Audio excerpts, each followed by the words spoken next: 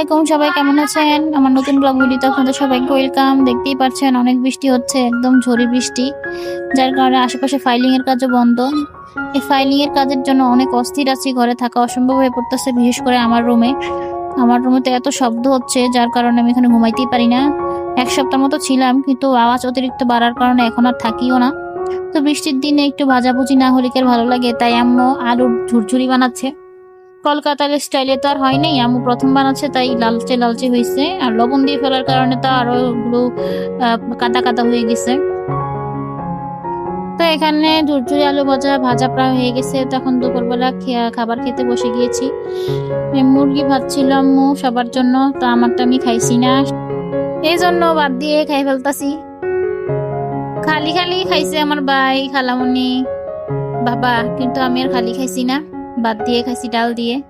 তো এখন ঝুরঝুরি আলু ভাজা দিয়ে ডাল খাচ্ছি।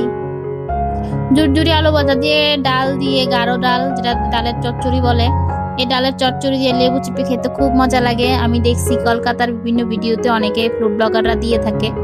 তো সন্ধ্যাবেলা আমি, আমার ভাই, আমার ছোট খালামণি বের হয়েছিলাম ঘুরতে। প্রথমে আমরা মিরপুর 10 হোপ মার্কেটে ঘুরছিলাম, এরপর কিছু কেনাকাটাও করছিলাম, জামা কাপড়। এরপর খেতে আসলাম একটা দোকানে, এটা আমি মোবাইলে দেখছিলাম, এটার এই রেস্টুরেন্টের অ্যাড দিছিল, তো ওই অ্যাড দেখে আসছি, কিন্তু আশা অনুরূপ তেমন পাইনি। যদিও মোটামুটি বলা যায় ভালোই হয়েছে। আমি নর্মালি ফাস্ট ফুড, বার্গার, পিজাতে তো ঝাল খাই না, যার কারণে এটা ঝাল বেশি হওয়ার কারণে তেমন খেতে পারিনি। কিন্তু বার্গারটা উপর দিয়ে অনেকটা ক্রিস্পি ছিল, আর মেয়োনিজটা অনেক মজা ছিল। আমার ভাই তো এমন ভাব করছিল যে সে 10টা বার্গার খেতে পারবে, কিন্তু একটা বার্গারের এক পিস খেয়ে আর খেতে পারে নাই। পরে আমি আর আমার খালামণি খেতে হয়েছে। আমার খালামণি তো আর একজন খাদক মানুষ বলা যায়, সে কয় বেশি খায় কম, এই অবস্থা আর কি। আগে এক্সপ্রেশন দেখে মানা করে দিচ্ছে খাবে না।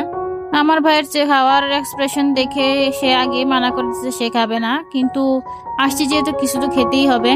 তো খাওয়া দাওয়া শেষ করে আমরা আবার বাসার দিকে রওনা হয়ে গেলাম। হোপ মার্কেটের কাছে আসলে আমার ঘুরে ঘুরে খেতে ভালোই লাগে, কিন্তু যেখানে রেস্টুরেন্টটা আছে, রেস্টুরেন্টটা বাদে আর ওখানে কিছুই নেই। আর এমনিও রাত হয়ে গেছে অনেক, যার কারণে বেশি দোকানপাটও ছিল না, সব বন্ধ হয়ে যাচ্ছিল। তো আমাদের খাওয়া দাওয়া শেষ করে তো যাচ্ছি, তো আমার ভাই রিক্সা ঠিক করতেছে। আমরা মনে মনে ভাবতেছিলাম যে রিক্সা এখন অনেকগুলো ঠিক করা লাগবে, দাম দস্তু করা লাগবে, অনেক ভেজাল, কিন্তু না, ভাগ্যক্রমে একটা ভালো রিক্সা পাইছি, দাম যেটা বলছে ওটাতে নিয়ে নিছে 50 টাকা। হ্যাঁ, আমরা যে রেস্টুরেন্টে খাইছি এই রেস্টুরেন্টের নাম কিন্তু ফ্লেভিংস, মিরপুর 10-এর কাছে হোপ ইন্টারন্যাশনাল স্কুলের বিপরীতে। আপনারাও চাইলে এখানে এসে খেতে পারেন।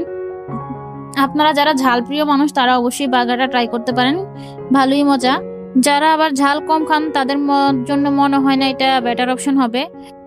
অনেক সময় দেখা যায় মিরপুর হোপ মার্কেট থেকে জামা কাপড় বা জুতা কিছু কিনলে ভাগ্যক্রমে ভালো হয়, আবার অনেক সময় কোয়ালিটি ভালো হয় না। তাই আপনাদের রিকোয়েস্ট করছি, যারাই কিছু কিনবেন এখান থেকে কোয়ালিটি দেখে কিনবেন, আর একটু দামাদামি করবেন, কারণ এখানে দামাদামি না করলে ভালো জিনিসটা পাওয়া যায় না বা কোয়ালিটি ফুল জিনিসটা পাওয়া যায় না।